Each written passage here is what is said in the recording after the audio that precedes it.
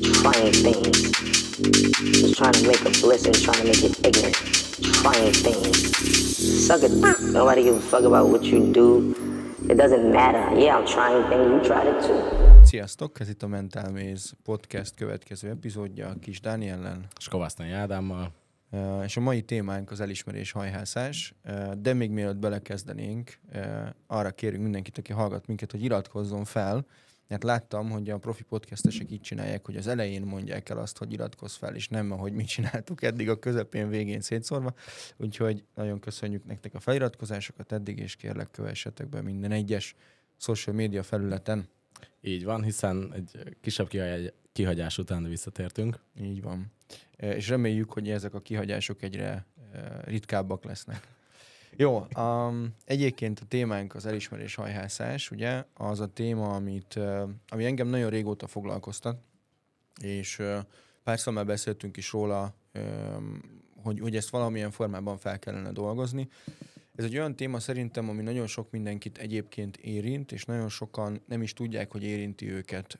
Mire gondolok ez alatt? Ugye nekem ezt akkor sikerült azonosítanom magamban, hogy van ezzel valami teendőm, amikor jó pár év önfejlesztés, önismereti könyvek, tanfolyamok, coaching után is éreztem, hogy valami nem oké, és rájöttem arra, hogy igazából azok a dolgok, amiket teszek, vagy azok a sikerek, amiket elérek, azok olyan indokból is vagy okból származhatnak, hogy mondjuk én az elismerésre vágyom, de egy picit az egészségesnél talán jobban vagy ártalmasabb módon. Tehát mondjuk nem azért csinálok valamit, hogy jó legyen, hogy segítsek, hogy nem tudom, beteljesedjen valami nagyon nagy profécia, hanem azért, hogy a kis Ádámot egyébként megtapsolják, mert mondjuk gyerekkorában nem tapsolták meg. Úgyhogy ez a téma mostanában nagyon foglalkoztat, azért is gondoltam, hogy beszéljünk róla. Igazából én lefordítom. Csomó jó dolgot megcsináltál, meg jó eredményeid voltak, és mégis egy szarnak érezted magadat. Igen, így is mondhatjuk. A szartán nem is tudsz, de köszönöm.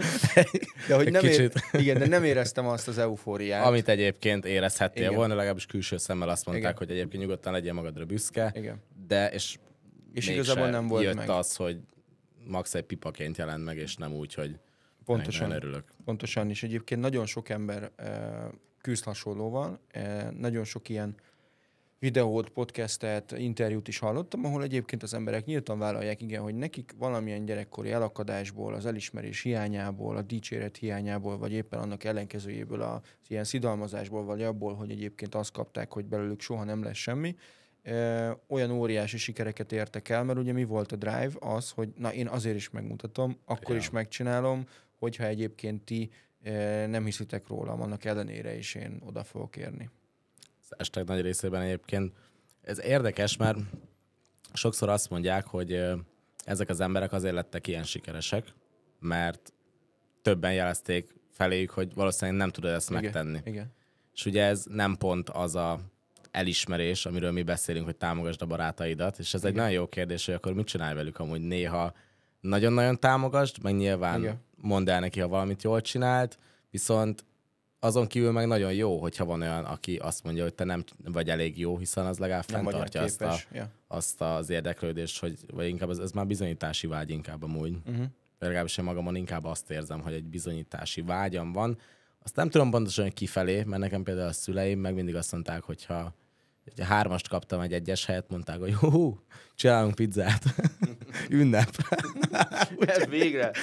Igen, tehát hogy ez egy érdekes szituáció, de meg mégis bennem van, ettől függetlenül kialakult egy nagyon, annyira ismersz, hogy szörnyen bennem van ez a bizonyítási vágy, de ez meg valószínűleg amúgy talán lehet a környezetemnek, vagy lehet. Tehát pont azért, mert relatív egyszerű háttérből érkezőként nagyon örülök, hogyha egy olyan életpályát tudok leírni, amiben el tudom mesélni, hogy a nulláról, vagy teljesen átlagosról egyébként el lehet érni egy megfelelő ami nem szintet. biztos, hogy következik abból általánosságban abból az élethelyzetből, így amiből jössz, hanem így egy ilyen extrém ahhoz képest. Így van. Nagy átlagot nézed, de jó is, hogy egyébként a szüleidet meg a gyerekkort mondtad. Ugye az első ilyen altémánk, vagy kisebb témánk, amit én felírtam, hogy beszéljünk róla, hogy főleg gyerekkorban, de hogy miért van alapvetően szükség arra, hogy elismerést kapjon az ember? Hát ugye itt nagyon érdekes, mert szerintem a szülőket, ha megkérdeznénk, sokszor ők se tudnának rá normális választ adni, és ezt pontosan látjuk. Ismerősökön meg tudod tippelni, hogy itt kicsit szarul hangzik, de meg tudod tippelni, hogy itt a szülők valamit nem csináltak, vagy velük se, és ez folyamatosan vitték tovább, és valószínűleg egyébként ezért alakult ki az szerintem, hogy egy átlagos családnak a következő generációja nagyon sokszor ugyanúgy átlagos marad egyébként, hiszen aki egy jól képzett... Itt az átlagos most nem pejoratívan értjük, hanem... Hát inkább csak az alsó középosztályra gondolok, igen, meg az alatti. Igen. Egyébként onnan szerintem nehéz, vagy nehezebb kitörni.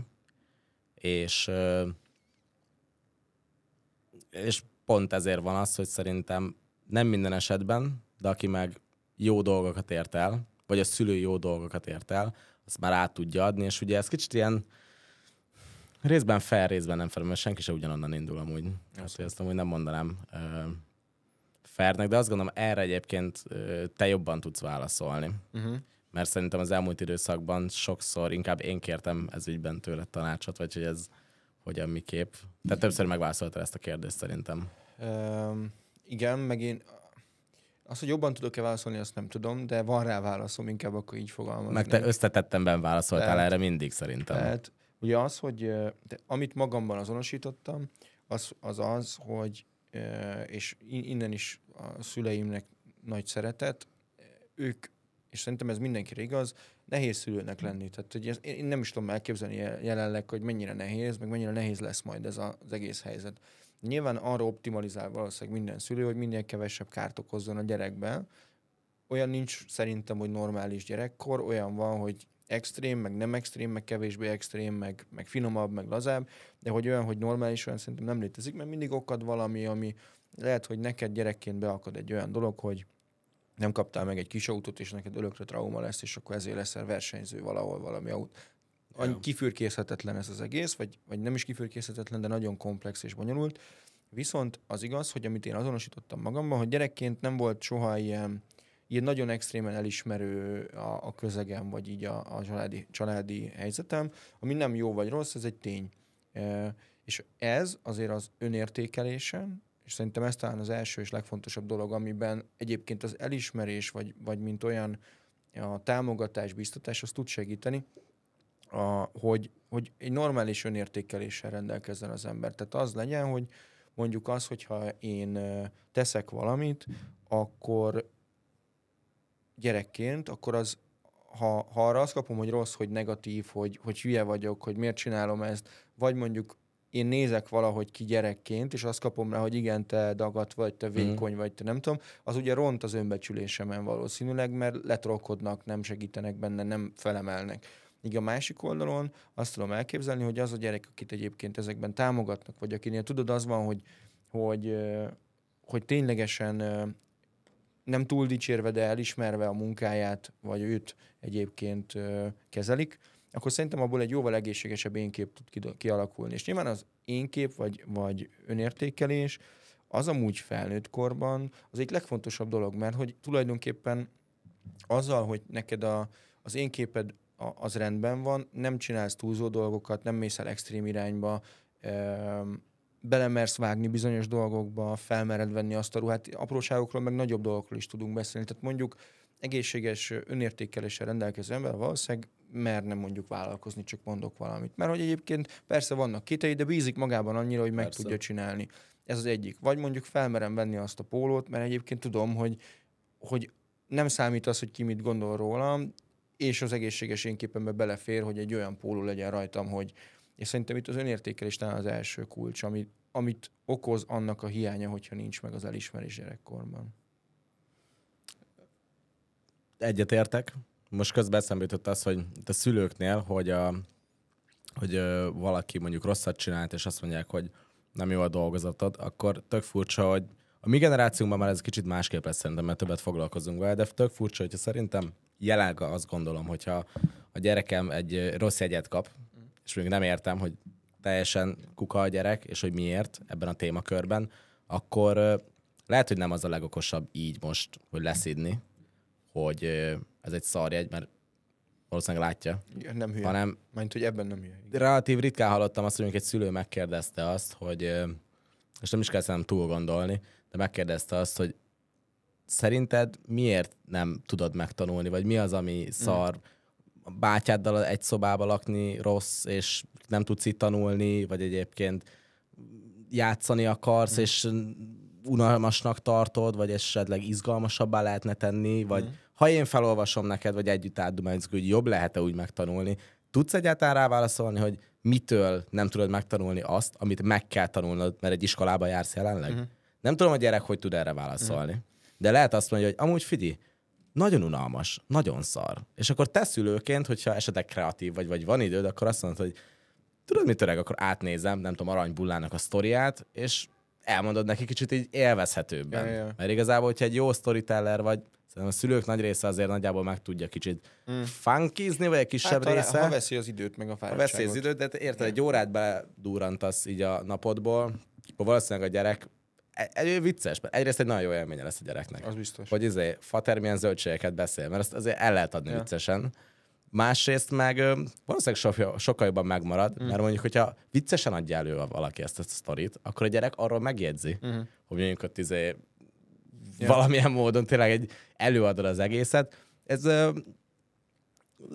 Ez furcsa szerintem, hogy ez régen, ez nem így volt. Nem, régen... Nem, hát régen, tehát nem. Tehát még megismertek érte. Tudod, nem tudtad. Miért nem tanulsz jobban? Bum. Tudod, ez a klasszik ilyen poroszos nevelés. Ezt akartam, csak nem mertem kimondani, mert nem tudom, hogy ezt jelenti.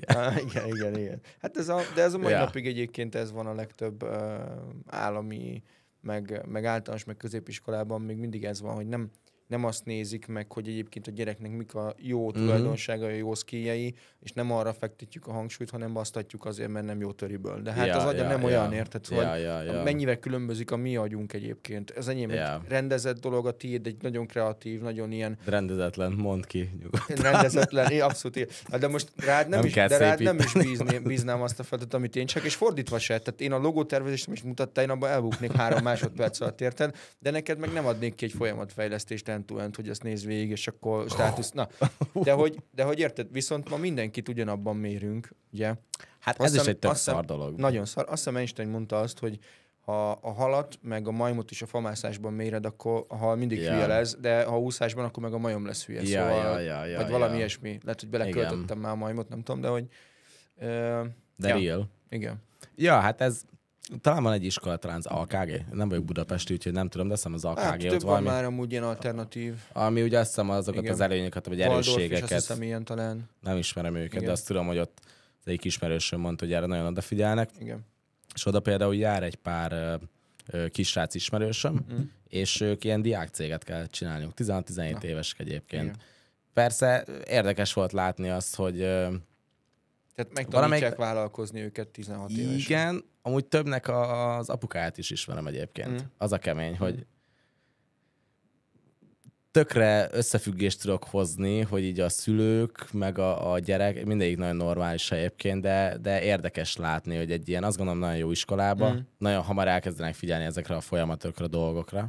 És a szülőkön is azt látom egyébként, ilyen tök tudatosak, és pont az egyikkel beszéltem, és így a generációk közti különbségről, meg az elfogadásról, hogy ugye a fele még nem tudja, hogy mit csináljon az életében. Nem is kell. De nem is vettem azt észre rajta, hogy ezért haragos lenne az apuka, hanem pont ez, amiről itt beszéltünk, hogy ő mondta, hogy ő igazából nem annyira akar most elvárni a gyerektől, hogy tudja, mert 17. És itt tök furcsa volt, hogy ő meg azt hiszem 50 volt, 51. Azt hiszem, talán az első epizódban, amit ide linkelünk be, majd tudod, és akkor majd ott lesz. Megpróbáljuk.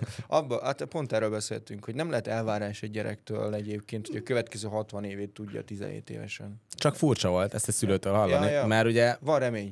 Az újabb szülők már amúgy szerintem azt gondolom sokan ilyenek, de régebben talán ez egy fokkal érdekesebb volt, vagy kevésbé volt. Nem is volt, tehát hogy nem is volt ennyi információja szerintem az embereknek. Tehát hogy érted, gondolj bele Volt 10 szakma. Volt 10 szakma, meg szűrve volt az info, amit megkaptál, nem volt internet, a tévé is csak hétfőnként volt, most csak túlzok, de hogy nem volt a zsebedben a félvilág gyakorlatilag, vagy a teljes világ, és bármit rá tudtál keresni. Nyilván nem volt alternatívája annak a poroszos nevelésnek. Ebből is, tudod, van az ilyen nagyon szeretem, mi is fölnőttünk valahogy, Ja, hát szarul. Igen, csak a Látszik pszichológusok is. így dörzsölik a tenyerüket, mikor bementek. Igen, te ismernődtél valahogy. Ja, igen. Abszolút. Na, de visszatérve, valószínűleg egyébként egy Waldorfban, vagy egy alternatív iskolában tanuló gyereknek az önbecsülése, ha már erről beszéltünk, valószínűleg ott sokkal jobb, vagy egészségesebb tud lenni abból a szempontból, hogy a tanárok nyilván odafigyelnek rá, és nem aláz meg mondjuk egy osztály előtt, mert nem tudod a níceai zsinatnak a dátumát. Ja. Azóta se kellett tudnom. De tudod, szóval igen. Neked volt ilyen hullámvölgy? Inkább azt kérdezem. Tehát szó-szó régóta foglalkozol azzal, hogy te azért képben legyél az életben, fejleszted magadat, tanulsz, dolgozol, szem karrierben megvagy, úton vagy, inkább azt mondom, de egy nagyon jó úton. Volt olyan, hogy nagyon jól érezted magadat, nagyon magabiztos voltál magadba, és azt érezted, hogy te vagy itt az Atya Úristen, és utána egy mély zuhanás, egy periódus, amikor nagyon rossznak érezted magadat, és ebből visszajöttél? Volt. Mehetünk tovább? Volt. Persze, hát ilyen szerintem... És kérdés, bocs, nem a sztorira van szükségünk, mert az... Igen. Oké, szívesen. Megérted. Szerinted mi volt az egyetlen egy dolog a visszatéréshez, ami a leghasznosabb volt? Tehát az, hogyha most valaki, egyébként mert nagyon sokan, azt gondolom, nekem is volt, side note-ba, olyan időszak, én gyerekkoromban szerintem egészen jól megvoltam. És inkább ez a 24/28 között volt egy ilyen nagyon nagy dizzy érzés, hogy ott kicsit sok minden egyszerre. Azért ott dönteni kell már, azért benned van az, hogy valamivel bele kell lassan azért legyél képbe, már az annyira nem vehetett félvárról. Mi az az egy vagy kettő dolog, ami szerinted nagyon fontos lehet annak érdekében, hogy valaki, aki magabiztosan nőtt fel, de pofán vágta a real world, és szeretne visszatérni újra a gyerekkori magabiztosságához? Jó kérdés. Szerintem a gyerekkori magabiztossághoz nagyon nehéz, ha egyáltalán lehet visszatérni egyébként, mert az egy annyira önfelett dolog volt, hogy... És tudatlanság is köszönhető. Igen, tehát ott még nem tudod, hogy mit nem tudsz igazából, és nem tudod, mi vár rád. Itt szerintem, vagy nekem, ami segített, az az, hogy rajtam kívülálló okok miatt történt, ami történt. Ezt 100%-ig vállalom. Az, amin én tudtam, vagy ami miatt én éreztem magam rosszul, az igazából az én döntésem volt, hogy rosszul érzem magam miatt. Történt valami X dolog, teljesen mindegy, vagy Y, vagy több is, tök mindegy. És az, hogy azért vállalom a felelősséget, hogy a hozzáállásom ahhoz a dologhoz milyen, azt arra jöttem rá, hogy ezt kell. Hogy oké, ezt a helyzetet szemlélhetem így is, hogy ó, bassza meg, milyen szar, és így is csináltam egy 3 hónapig, szerintem ezt tudod, ez tavaly volt, egy ilyen rövid időszak. Nyilván. Igen. És akkor egyszer csak azt mondtam, hogy oké, ennyi volt, tehát, hogy nincs értelme olyan dolgon tovább rugózni, amire nincsen ráhatásom. Minimális, 0. Tehát minthogyha egész nap azon rimánykodnék, hogy 30 fok van. Nincs ráhatásom, nem tudom megváltoztatni esőtánccal se az időt tulajdonképpen. Akkor miért aggódjak ezen, vagy miért toljam magam bele egy ilyen nagyon depresszív, nagyon rossz időszakba. És itt azért az, hogy ezt fel is kell ismerni, hogy az ember ebben benne van, és ez tök jó, hogyha vannak olyan barátai egyébként, akik ezt visszajelzik neki, vagy ezt lehet kérni is akár ilyen visszajelzéseket. Nekem azok voltak a triggerpontok, vagy az ilyen wake-up call-ok, hogy már azt mondta te is, meg más is, hogy figyelj, kicsit sok már ez a panaszkodás, meg ez a rossz érzés, és akkor ott húztam egy vonalat, és azt mondtam, hogy nem.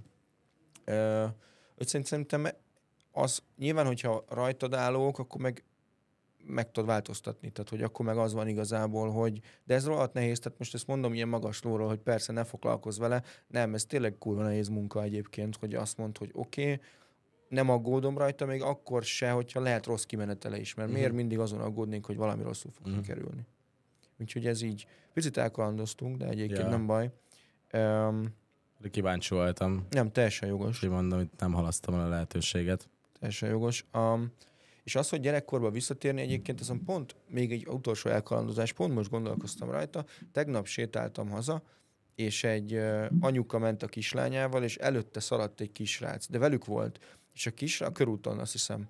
És a kisrác olyan önfeledten így ugrált, tudod, ott a körúton, mindenki leszarta, és azon gondolkoztam, most ezt én csinálnám, akkor más másodperc van fent lennék a TikTokon, meg az Instán, hogy nézd a hülyét, hogy mit csinál. Pedig egyébként ez az önfelett gyermeki öröm, amit ő ott láttam rajta, és közben így lövöldözött, tudod, a kis kezével, hogy bujkált, meg komandozott, hogy ezt szerintem felnőttként annyira távol vagyunk már ettől, mert ránk szóltak, mert nem kaptunk elismerést, mert nem tudom, megfosztottak ettől, és nehéz visszajönni. Vannak pillanatok, amikor az ember vissza tud jönni bele, ilyen flow élmények, meg olyan helyzetek, de egyszerűen annyiféle behatás ér, meg annyi nyomás, meg elvárás, meg annyi társadalmi ilyen berögződés van már az emberben, hogy azt, hogy én ott önfeledten rohangáljak, azt már csak tudatmódosítommal tudom sajnos ma elképzelni egyébként, mert egyszerűen ma ez nem jön ki az emberekből. És ez tök szomorú valahol, hogy ehhez kéne visszatalálni amúgy. Ugye érdekes, mert engem tavaly előtt nem tudom, kim voltunk valamelyik budapesti parkba, és valami oknál fogva, hát nem extrémen, de úgy reagáltam egy szituációra, hogy kicsit táncolgattam, bohóckodtam, és ki velem volt, ő egyébként mondta, aztán egy fotót kellett csinálnom róla, és mutattam neki, hogy strike pose, és hogy hogyan, de nyilván viccesen, mert azért vagyunk ott, hogy jól érezzük magunkat, meg hát nyilván lőjünk egy fotót. És ő szólt, hogy ne bohóckodjak már, vagy ne ugráljak már, hogy mindenki akkor minket bámul majd. És pont mondtam neki, hogy egyrészt leszarom, 2, azok, akik onnan bámulnak a kávézóból, azok valószínűleg azt mondják, hogy nézd már, milyen jó fej, jó neki. Bárcsak mi is ilyen pár lennénk, vagy mindegy, leakeltem az infót. Shit. Na mindegy. Mindenkinek nyilván van szar időszak, és akkor az valószínűleg ez így jött ki.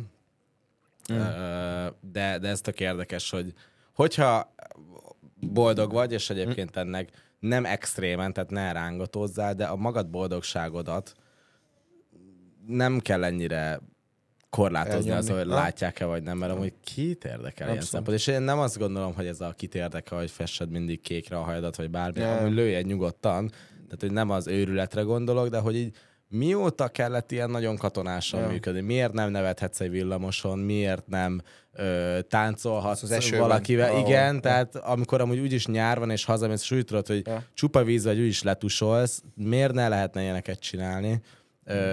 Valószínűleg én nem tudom ezt megtippelni egyébként. Valószínűleg természetesen azt látjuk, hogy az önbecsülésnek egy nagy része. Mert ugye ez át tud menni cringe-be. Azt azért ne felejtsük, hogy van, aki ezt túlviszi, hogyha valakinek ezzel még önmagabiztosságot adok, és már nagy van. De az már ilyen fals. Én nem szólok bele, szerintem ne. De az már ilyen fals magabiztosságnak tűnik. Igen, azt már ne lőjétek, mert nagyon észre lehet venni, hogyha valaki ilyen kamuból. Igen. Na mindegy, hát side note, valószínűleg ez is az önbecsülés egy részéből táplálkozna. Visszakanyarodva, gyerekkor elismerés hiánya okozhat perfekcionizmust felnőtt korban például. Ezt írtam fel második témának, hogy mi az, amit miért fontos, ugye erről beszéltünk, hogy a gyerek korban egyébként ezeket megkapta, és nem csak szülőkre gondolok, tehát nekem volt olyan tanárom is, aki azt mondta, hogy szar se lesz belőled, és hogy nyilván ez például nekem egy drive, hogy ez fűtsön egyébként, hogy ez vigyen előre, de az, hogy mondjuk mit okoz az, hogyha ez nincs meg, a perfekcionizmus, az egy nagyon jó példa rá, hogy de ez lehet munkában is perfekcionizmus, meg egyébként kinézetben is. Ugye mondok 2 példát. Az egyik, hogy ha azt gondolod, hogy ugye nem kaptál ilyen elismerést, de ezt hívhatjuk egyébként kvázi szeretetnek is, mert egy gyerek az elismeréssel azt azonosítja, hogy a szeretet, hogy azt kap igazából. És amikor nem kapja meg, akkor megvonod tőle a szeretetet. Gyerekként így fordítod le nagyságrendileg. És akkor azt mondod, hogy ha én tökéletesen megcsinálom ezt az A dolgot a munkámban, akkor elismerek, akkor szeretni fognak. És én ezt azonosítottam magammal, mint az elején mondtam, hogy én erre vágyom. De ugye ezt nem a munkatársaimtól kell valójában megkapnom, meg nem a cégtől, ahol dolgozom, és amikor azt mondom, hogy inkább adjatok egy oklevelet, mint sem a fizetésemelést, csak mondok valamit, akkor mit is mondok?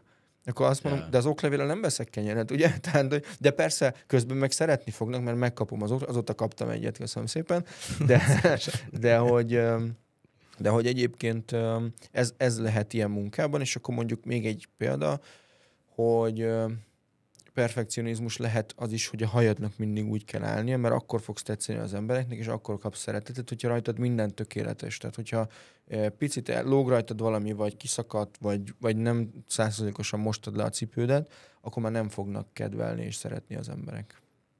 Ezzel talán sokszor találkozunk. Egyébként mind a két példát szerintem jól ismerjük. Mellettem van olyan ember egyébként, aki munkatárs, vagy kollega, vagy üzlettárs, hívjuk bárminek, aki azt gondolom, hogy nagyon-nagyon-nagyon magas szinten profi. Ezen mindig vitatkozzunk. Én nem gondolom, hogy a 100%-ban profi dolgok különösebben jobbak, vagy különlegesek, azok azért nem különlegesek szerintem, mert az egy nagyon sablon szerint tud működni, hiszen ha valaki perfekcionista, vagy valamit tökéletesen megcsinálni, akkor valamihez mérnie kell, hogy mihez mérten tökéletes. És az kicsit ugye elveszi belőle az életet. Én ezért nem gondolom jó dolognak, hogyha valami nagyon-nagyon tökéletes. Hát meg nem létezik olyan igazából. És nem létezik olyan. Tehát, hogy az egyik szempontból azt mondja, hogy jó, és hogy ezt így kell, de ahogy nekem nem tetszik, szerintem szar. Igen. Tehát akkor nem tökéletes. Tehát akkor most kinek a listáját kövessük egyébként el. És ugyanolyan kinézetre is. Igen. Sok nagyon-nagyon szép embert látok, akik... Köszönöm. Itt és máshol is. Aki nagyon jól néz ki, de egyszerűen túl sokat beszél arról, hogy mi nem jó rajta. Hogy valami nem szimmetrikus, vagy hogy aszimmetrikus az arca, amit én amúgy nem tudok felfogni, mert én sokszor azon gondolkodom, hogy ezek az emberek tényleg egy ilyen sérüléssel vannak, vagy egyébként tudják magukról, hogy jól néznek ki, csak azért mondják, hogy valaki megerősítse őket. Hogy de az ugyanúgy sérülésből igen, jön. de ez én... Nekem kell a szeretet, te mondd el nekem, hogy én jól nézek ki, mert én magamról nem hiszem el, vagy nagyon elhiszem. De ez uncsi. Persze, és az. amúgy meg napvégén, ha még rá is jössz, hogy tudja azért, hogy megdicséred, csak azért se dicséred. Nem, még el is mondom neki, hogy tényleg aszimmetrikus. Most vettem észre, te jó Isten, hogy nézel ki. Itt a szemed. Te így kimensz jönni utcán? Jó, nem, nobody shame, persze. Hát, de... Nobody shame. Ja, hagyjuk, igen. De például, bocs, hogy és ez is például jöhet abból egyébként, hogy gyerekként valami elcsúszott, mert oda azért minden visszavezethető. Mondok egy példát. Volt ismerősöm, hát nem volt, nem tudom, csontvékony, de vékony volt, maximum 2 kiló felesleggel. Budapestre felköltözött, lejárt vidékre havi egyszer, vagy mondjuk 2 havonta egyszer. Mit kapott apukától? Azért az ott az 5 kiló az felcsúszott, nem? Hogy meg vagy iperedve, tudod? Yeah. Úgy jött vissza mindig, de minden alkalommal Budapestre, mint a mosott szar, és fel kellett merni gyakorlatilag. Mennyit káromkodok, mert hogy ugye azt erősítette benne, hogy nem tökéletes. És ugye ez jött mondjuk az apukájától, egy hölgy volt, egy hölgy esetében, az azt jelenti, hogy apukám akkor nem szeret, mert egyébként nem vagyok neki tökéletes, mert van rajtam plusz 3 kiló. Tökéletesen nézett ki, tehát semmi köze nem volt ehhez a súlyoknak. És ez odáig lökte, hogy bizonyos párkapcsolataiba is kijött, hogy ez neki probléma, és az ő önértékelése, amiről beszéltünk az előbb, az itt volt alul, egy nem tudom, 10-es skálán volt -2-es, és ez kiütközött abban, hogy féltékenykedett egyébként, nem tekintette magát jócsak, mert ugye mi van ilyenkor? Önbecsülés, nem hiszem el, hogy én tudok együtt lenni a másikkal, ő biztos meg fog csalni, mert talál jobbat, mint én, és azért inkább féltékenykedek, mint a szállt. Hogy ez ilyen komplex tud lenni egyébként ezeknek az ilyen külső, tehát hogy a külsőddel kapcsolatos elakadásaid, azok tényleg ilyen komplexek lehetnek, hogy visszavezethető oda, hogy egyszer 5 évesen azt kaptad, hogy fogyni kéne, mert kicsit zsufi vagy. Amúgy annyira észrevenni ezeknél a típusú problémáknál, vagy ezekkel a problémákkal küzdő embereknél, hogy csomó mindenre másképp reagálnak egyébként. Mondjuk a bármi, ami nekem is mondták egyébként régen apáik, amikor mit tudom én, ilyen nagyobb hasam, hát nagyobb, kb. Ekkora volt a legnagyobb hasam is, úgyhogy most van a legnagyobb, de hogy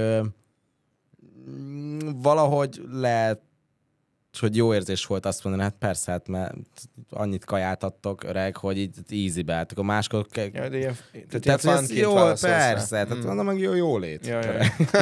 Boldog vagyok, bazzeg. De hát most mit csinálják? Hát ez tisztelet, na. Tehát hogy nyilván lehet viccesen, attól függetlenül ugyanúgy jár az ember edzeni, azt gondolom 60-70%-ban jól kell kajálni, vagy még kinek mi a célja, de érdemes jobban Igen. az egészségünk érdekében, de nagyon észre lehet venni, és általában azok szenvednek a legjobban ettől, legalábbis az én környezetemben, akik elég jól néznek ki. Igen.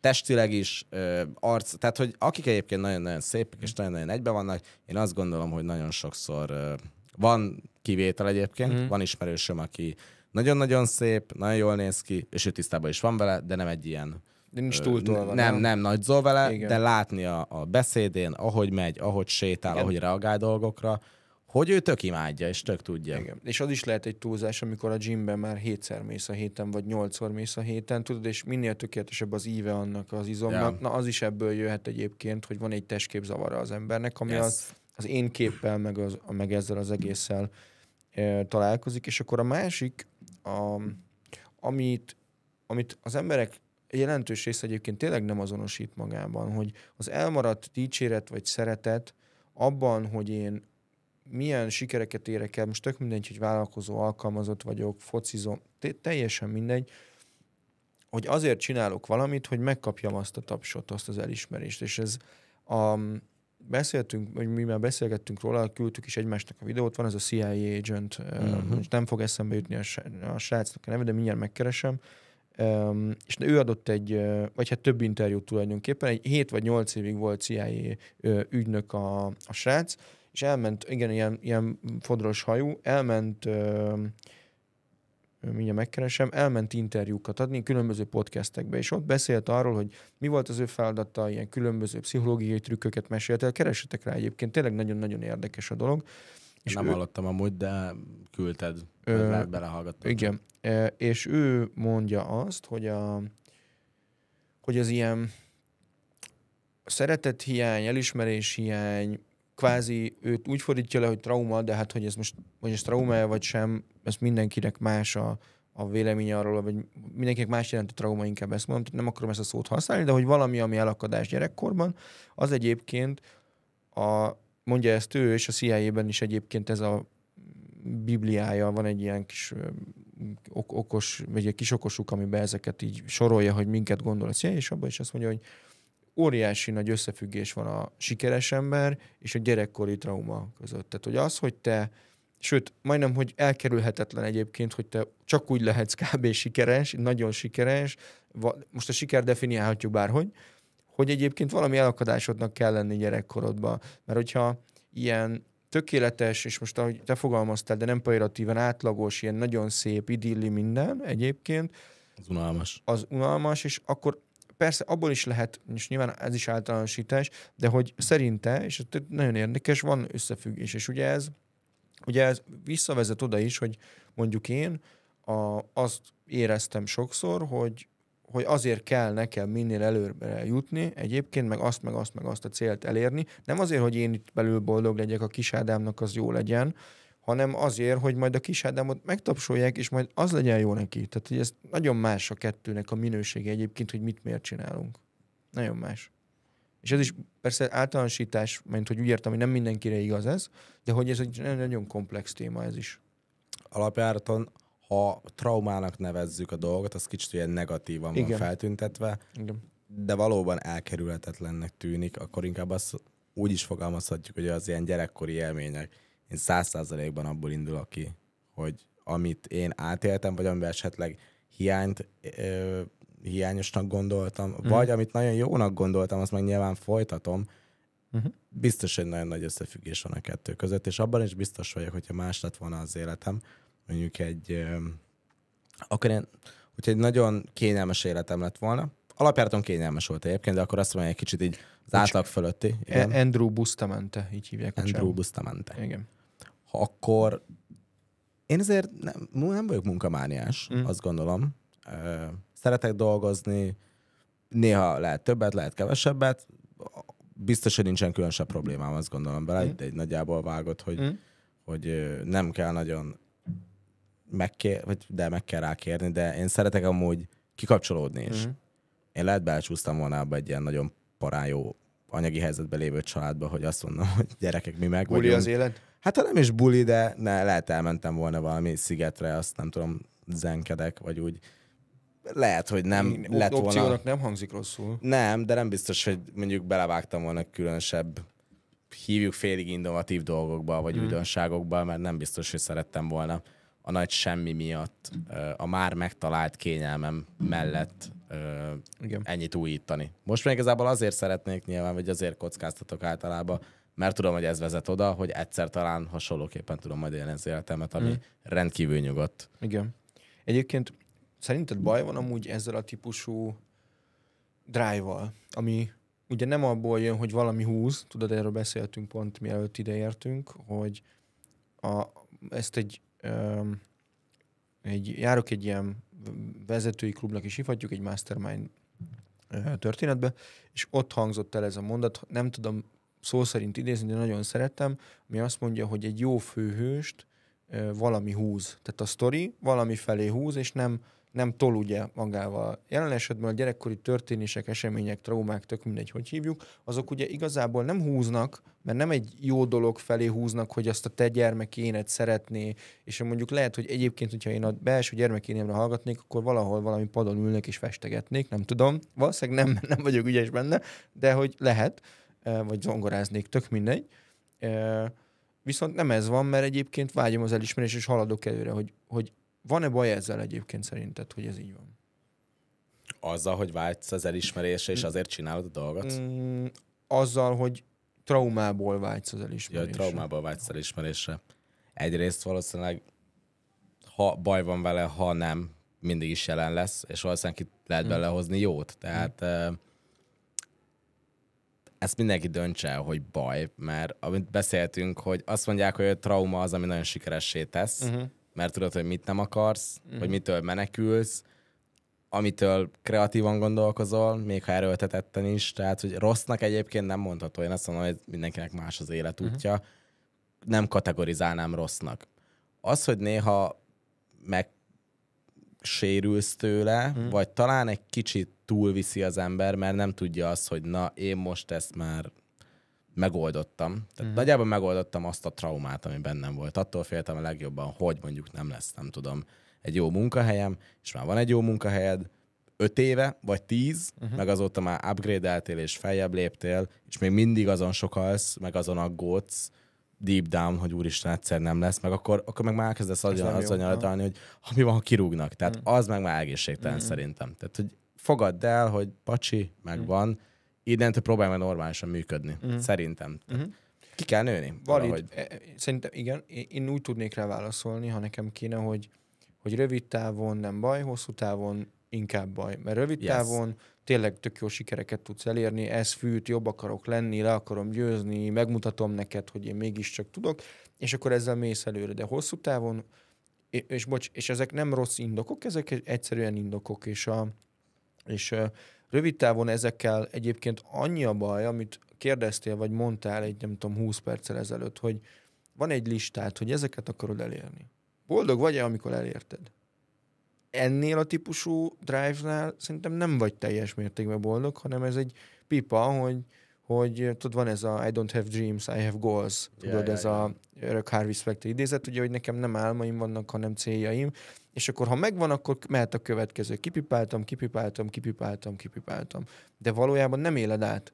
Azt nem tudod úgy megélni azt a sikert, ha csak nem bulizol 2 hétig, de az is olyan, hogy néha kell, néha nem, és akkor meg igen, és akkor meg nem emlékszel rá.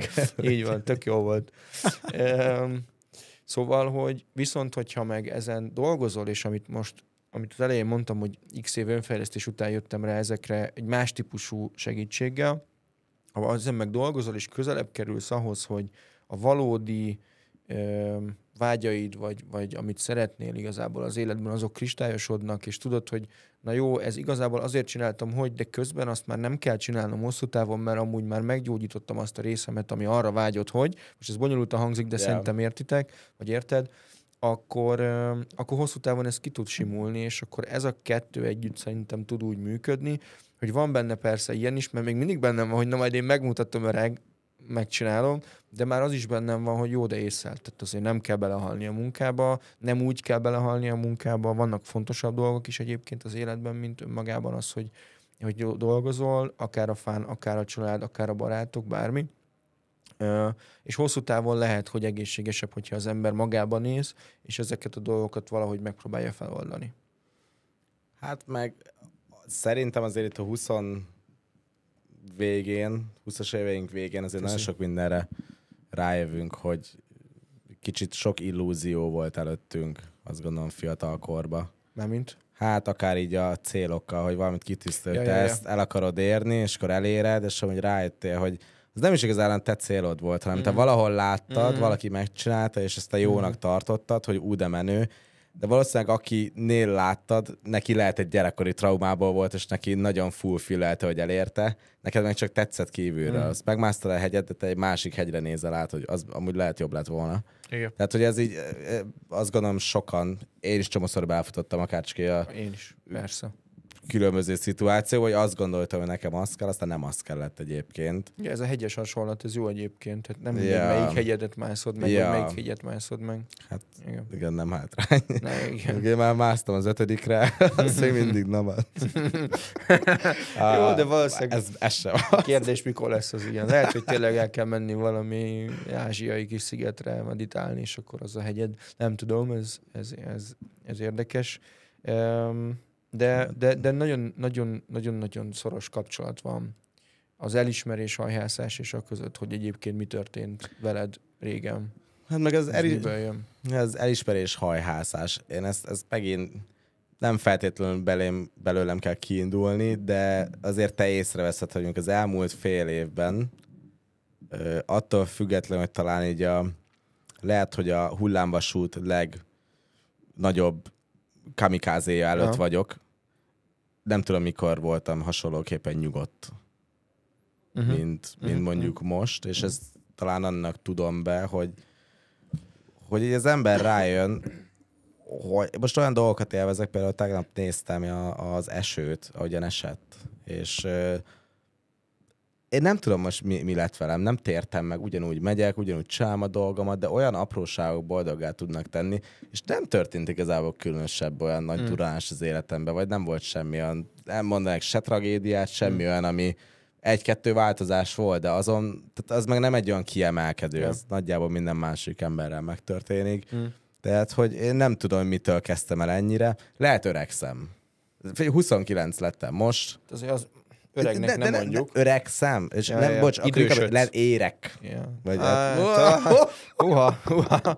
Ez nagy szavak. Figyelj, eddig elhittem, hogy mondtál, de ez most már... Na mindegy, tehát maradjunk az öregszemnél. Igen.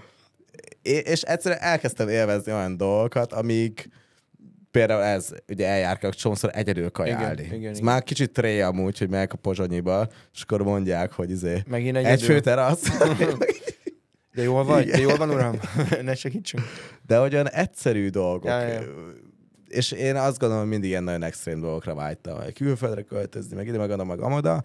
Ami úgy, ahogy egyébként egy jó dolog, de most lehet, hogy a jó idő is az, ami hozzátesz nyáron, hogy az egyszerű dolgok tényleg szerintem működnek. De a kérdés az, hogyha valaki egyszerű dolgokat csinál, de egy olyan társaságban van, ahol mindig valaki rátesz, hogy hát mi kim voltunk most Dubajba, és kiugrottunk egy repülőből.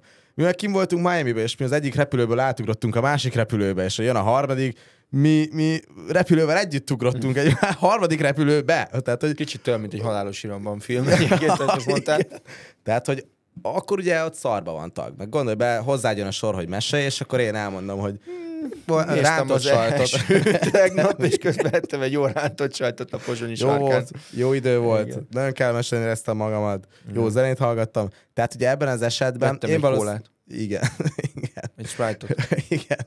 Ebben az esetben én lehet, hogy kilépnék a brigádból. Vagy nem is az, hogy úgy kilépnék, hanem azt mondanám, hogy az tök jó velem, most nem történt semmi különleges. Igen. Biztos tudnék valamit mesélni egyébként, azt gondolom.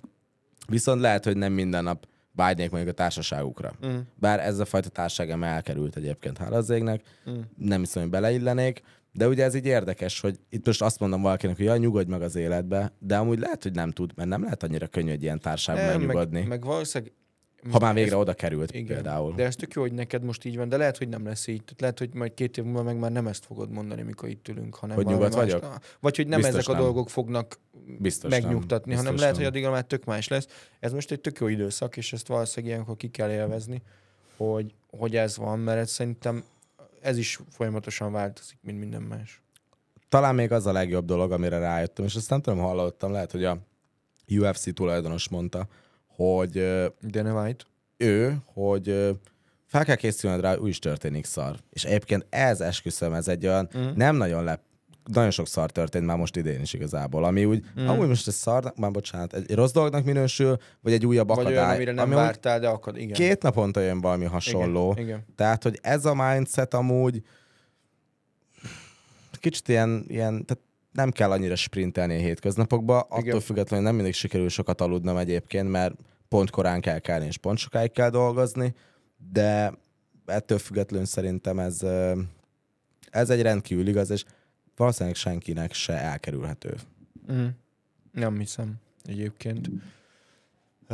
Az fordult még meg a fejemben, hogy baj-e ez erre a kérdésre válaszként, hogy baj-e ez, hogy ez a drive-ja valakinek, vagy mondjuk éppen nem ez, hogy ugye mindketten követünk azért ilyen, meg valószínűleg aki hallgat vagy néz minket is követi ilyen különböző motivációs videókat, akár könyveket, és a David Goggins jut eszembe mindig, amikor erről beszélünk. Tehát azért van az extrém példa, amikor lehet, hogy már nem annyira egészséges az a dolog, hogyha téged az hajt, hogy megmutasd, hogy mindenkinél jobb vagy, mert egyszer beszóltak neki. Nyilván nem csak ebből táplálkozik, persze. De van egy könyv, ezt érdemes egyébként elolvasni, David Goggins, Nincs hatalmat felettem, az a címe a könyvnek.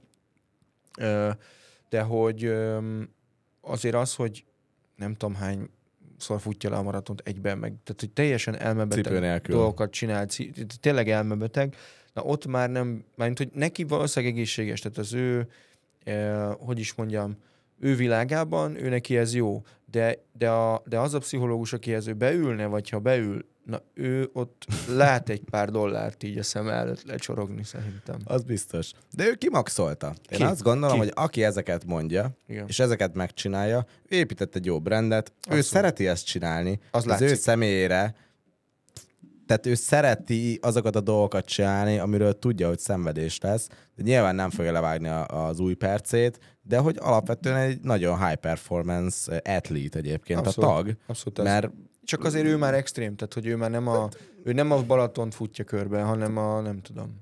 Hát ja, de hát nyilván a Navy SEAL karrier volt neki, stb. Ugye az is egy nagyon extrém 8-szor helyzet. Csinálta meg talán a tréninget, igen, ami a világ legnehezebb ilyen tréningje. Hát ő már lement 8-szor neki futott. Tudod, te megcsinálsz 10 guggolást, de ő 8-szor megcsinálta. Egy szigetkör. Igen, de hogy az ilyen extrémen durván toló sportolók, mint a spártatlon egyébként, az is egy 260 kilométert kell futni egybe, meg ilyenek vannak. Ott azért szintén valószínűleg pszichológiailag egyébként felismerhető némi mintázat abban, hogy valami nem stimmelt. Volt egy pár szívesztetörve. Például az ilyen extrém hosszú táv futóknál szokták azt mondani, és most elnézést mindenkitől, aki az is hallgat minket, hogy szó szerint elfut a problémák elől. De gondolj bele, de hogy tényleg amúgy ez van. És ezt amúgy szokták mondani, de hogy nem minden esetben? Nem, nyilván általánosítás ez is. De hogy nem feltétlenül baj ez, csak van, amikor tényleg olyan extrémitásba tud átcsapni, olyan szélsőségbe tud átcsapni ez a fajta ilyen vágyom arra, hogy nekem azt mondják, hogy Ádám, én vagyok, te vagy a legjobb, hogy már ilyeneket is csinálok, hogy leesik mindegyik lábkörmöm a futástól, meg nem tudom, beszakad a tüdőm, meg ilyesmi. És akkor még egy utolsó rövidebb témakör, hogy szerinted mit lehet, hogy lehet azt kezelni, hogyha az ember azonosítja magában, hogy lehet azt kezelni, hogyha egyébként, vagy ezt az egészet, ezt az elismerés hajhászást, mit lehet ezzel csinálni? Az, hogyha azt érzed, hogy arra vágysz, és nem kapod meg másoktól, vagy úgy érzed, hogy nem kapod meg, akkor is, hogyha jó dolgot csináltál? Például, igen, tehát hogy nincs meg az a sem magadtól, sem mástól jövő.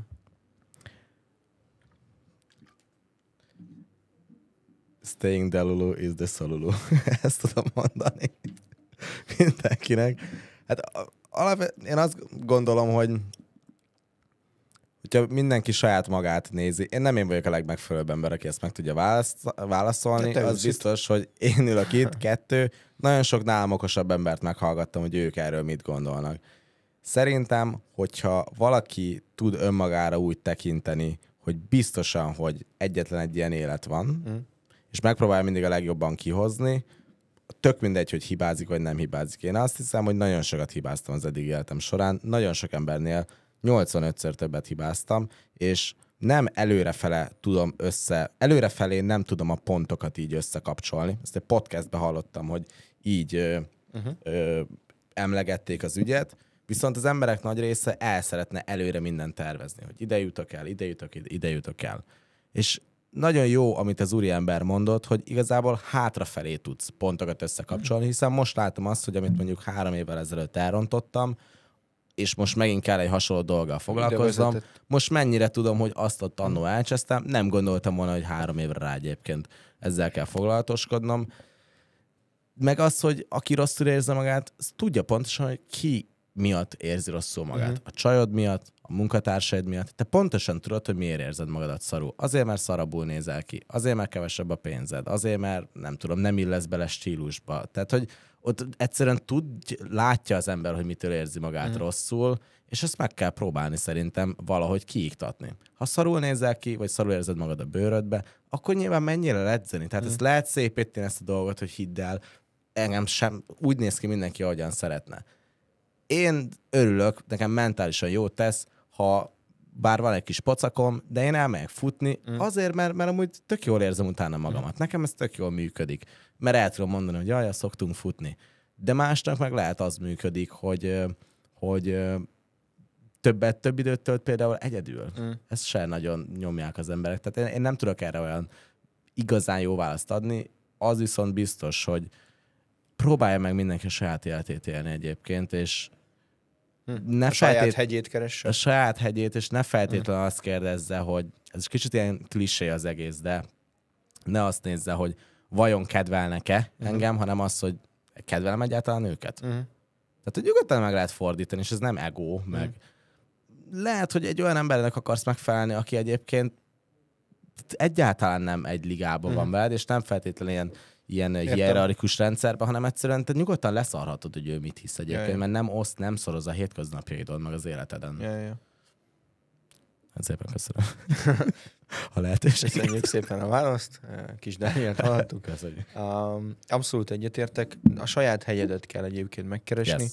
Nekem azzal sikerült azonosítanom ezt az egészet, vagy azt, hogy valami, lehet, hogy rossz hegyet mászok, vagy legalábbis a rossz indokból mászom meg azt a hegyet, mert ez is lehet, hogy... Szabad ne feled, de az nem mindig jön ki rosszul a végén. Abszolút nem. Ha rossz indokból indulsz el, Abszolút. hiszen azért nálad végképp lehet látni, hogy Abszolút. nálad te pont mindig egy cél felé mész. Nem vagyok benne biztos, hogy mindig úgy történt minden, ahogyan számítottál rá. Nem, de hogy... Jézus, fuck no, de hogy... Szolidan, igen. De egyébként azt hiszem, a podcastet mondtál, de szerintem Steve Jobsnak is van egy ilyen mondása, hogy connect the dots egyébként, és akkor összeköti a pontokat utólag. Azt én is szerettem amúgy, mert tényleg egy csomó dolog oda vezetett utólag. Tehát minden ide vezetett ehhez a ponthoz ma, ami ma van. De visszakanyarodva, nekem sikerült azonosítanom ezt terápiával egyébként, szerintem ez teljes mértékben kimondható, javaslom mindenkinek, mert az egy egészen hasznos dolog tud lenni az ember életében, hogyha a másik oldalon egy értő hallgató figyelem van, és még olyat is tud kérdezni, vagy mondani, ami hozzásegít valakinek az életéhez. De egy baráti beszélgetésből is egyébként ez kijöhet, de nem lehet megspórolni szerintem azt, hogy az ember az én munkát, az önmunkát beleteszi abba, hogy azonosítsa ezt. És tényleg emberek 30-40 éveket, karriereket, vállalkozásokat tolnak le úgy, hogy az az indok, hogy a kis karcsikát nem szerették soha gyerekkorába, és ezért ő már milliárdos vállalkozó, de egyébként nem boldog benne, és látod, hogy megfeszül tőle, és belehal. Na, ilyenkor érdemes egy kicsit önmagában nézni az embernek, és akár tényleg segítséget kérnie. De hogyha így lekerekítve, hogyha egyébként sikeres akar lenni valaki bármiben, akkor kell valami ilyen drive egyébként. Tehát, hogy az vagy egy jó, vagy lehet az is, hogy én meg akarom váltani a világot, de mondjuk nem tudom, állatmenhelyet hozok létre. De lehet, hogy az pont abból jön, hogy gyerekként láttam, ahogy mondjuk egy macskát elütnek, vagy mondjuk valaki rosszul bánik egy kutyával, vagy tehát, hogy bármi lehet, amit én azonosítottam, de hogy de hogy kell valamilyen drive-nak lennie. Jobb, hogyha ez egy, ahogy beszéltünk róla, egy egészségesebb, nem akár traumából, vagy valami ilyesmiből jövő drive, de mindenképpen kell ahhoz, hogy sikeres legyél, és az, hogyha rövid távon egyébként ez csak az, hogy meg akarom mutatni, hogy én igenis fasz a gyerek vagyok, és jobb vagyok, mint a többiek, feel free, rövid távon az tényleg tud működni egyébként, és abból is születhetnek egyébként jó dolgok, mert hogyha azt a hegyet mászod, amit kell, csak rossz indokból, amit pont az előbb mondtál, attól még azt a hegyet mászod, és az jó neked. Így van. Minden jó, hogyha a vége jó. Így van. Szintén közhely, de a nap végén meg pontosan ez a lényeg az egésznek, hogy nyugodtan, valószínűleg nagyon sokszor mindenki rosszul fogja magát érezni. Igen. Az idők alatt. Ez lehet a csajod, a munkahelyed, ez elkerülhetetlen. Igen. Hát, hogyha a végén nagyjából azt gondolom, hogy össze tudod lőni, hogy mi is történt, Igen. meg amúgy tanulni kell szerintem, kicsit nyitott szemmel kell járni. Az emberek mindenre figyelnek egyébként, önmagukra kevésbé, azt veszem észre. Tehát mindennel képbe vannak, mindenkiről tudnak mindent, de önmagukat így nem annyira szeretik elemezni, és lehet azért egyébként, mert félnek, hogy rájönnek. Tudják sorolni a Lékai Kis Ramonának az elmúlt másfél évből az összes Instagram posztot, meg videót, de az, hogy mi az ő saját mondjuk fejlesztendője, vagy valami, azt nem. Tehát ez egy érdekes, hogy az embereknek többet kell szerintem magukkal foglalkozni. Sokkal többet, és meg kell, ha még egy gondolatot megengedsz, meg kellene engedni maguknak, hogy közelebb kerüljenek ahhoz a gyermeki énjükhöz, amiből igazából a pszichológia szerint, most ezt lehet vitatni, vagy nem, majdnem, hogy minden fakad, ami a felnőtt korban történik, és hogyha azt megérted, és akár még meg is tudod kedvelni azt az énedet, amelyik a kisgyermek ott belül, a kis Danika, akkor sokkal inkább közelebb kerülsz ahhoz, hogy a valós olyan céloddal foglalkozz, ami egyébként gyermeki létedből jön. Plusz egyáltalán nem baj, hogyha hibázik az ember. Azt is nagyon sokan eltévesztik, és lehetetlen. És nagyon vicces, hogyha valaki úgy áll hozzá a dolgokhoz, hogy 15 próbálkozásból 10-szer el fogom rondani, viszont valószínűleg 5-ből megtanulsz egy csomót. Ha így áll hozzá az ember, akkor valószínűleg nem lepődik meg. Az valóban rossz, hogyha egy olyan családból jön, vagy olyan társaságból, akik meg elvárják a tökéletességet, és talán csak 2 rontasz el, még hátra van 15, de a maradék 13 már olyan szenvedéssel fogod csinálni, hogy már csak azért elrontja egyébként, igen. És akkor így, hát valószínűleg ebben a stressz egyébként 24. Igen. Úgyhogy egyébként kicsit lazábban. Igen. Most rákerestem, olvastam egy könyvet nemrég, de elfelejtettem, most rákerestem. Csak hogy mennyire jó a hasonlatod a heggyel. Az a címe, hogy Te magad vagy a hegy. Olvastam. Brianna West. Azt ajánlom mindenkinek. A fekete sajtványhegy. Ez a fekete borítós. Veled vettem amúgy. Tényleg? Nem emlékszel? amikor bementünk a... Te mondtad, jó. Igen, ezt azóta olvastam én is egyébként. Nekem tetszett. Nagyon jó, nagyon jó. Az első mondatot idézem, és aztán szerintem le is zárhatjuk. Az életben semmi sem tart vissza jobban saját magunknál. Pontosan. You versus you. Yeah. Köszönjük a figyelmet, iratkozzatok fel, stay tuned. Köszönjük It doesn't szépen. matter. Yeah, I'm trying things. You tried it too.